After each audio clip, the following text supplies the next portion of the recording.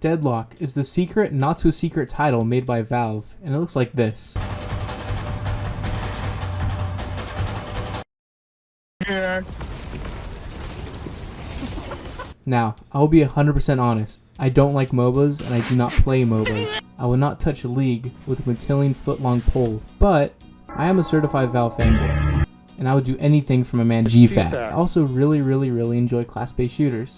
TF2, Garden Warfare, Titanfall 2, Apex Legends, even more obscure titles like Primal Carnage are some of my favorite titles, and I really think classes can add a lot to a game. But recently, we've been thrown class-based shooter after class-based shooter, Overwatch clone after Overwatch clone.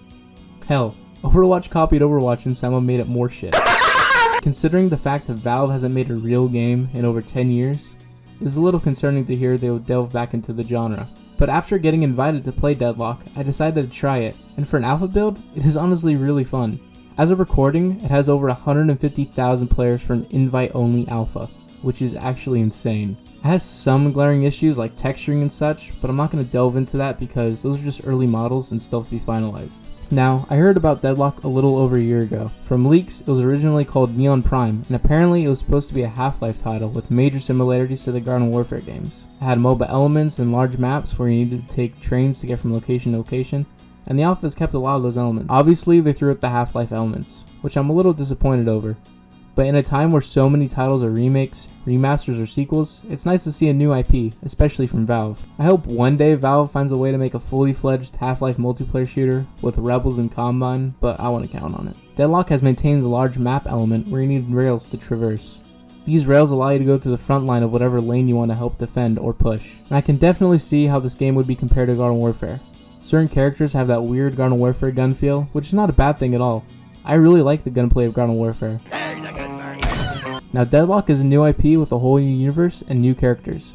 The characters are pretty cool, with a weird mix of robots, demons, and other things. The whole vibe of the game is pretty unique, with this weird Manhattan ghost thing going on. My favorite characters right now are the Black Hole Robot, Smurf Hellboy, and one of the farm animals from Animal Farm. May I have some oats? The way Deadlock plays is a pretty cool gameplay loop of you choosing a unique class, going to a lane with one other person, farming the little NPCs to get money for upgrades, and then eventually pushing into the lane to destroy the enemy's base. As you continue your match, you unlock more of your character's abilities and upgrades that can drastically improve performance. That's a pretty short Cliff Notes description of Deadlock's matches, but you may be asking, is it fun? Yeah, I think so, but it could be a little daunting. Coming into a game with a class with its own unique weapons and abilities is already a lot of depth. Adding upgrades, builds, and crazy mobility adds a whole lot more to the game, which is great. But when I first started, I had some difficulty figuring out what I should build and what pairs well with what.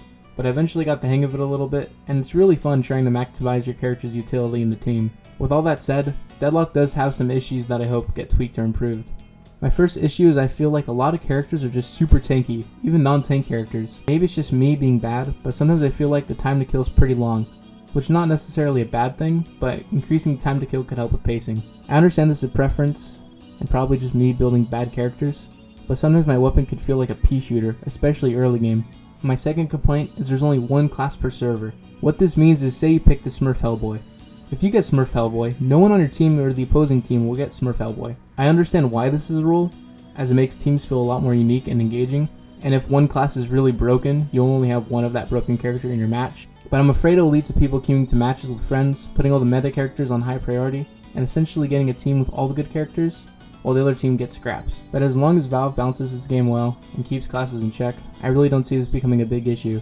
As long as Valve keeps refining and adding to this game, and keeps it fun, I can really see this game becoming super successful. Again, the alpha already has over 150,000 players, which is crazy, because the only way to get in is to get invited by someone who already has access. I'm super excited for full release, and it's really cool to see Valve making new games again, especially after Half-Life Alyx being VR exclusive, and CS2 being somewhat disappointing. Hopefully my man GFAT keeps the Valve turning, and I really hope those Half-Life 3 leaks are real. I give Deadlock 8 Overwatch 2s out of 10 TF2s.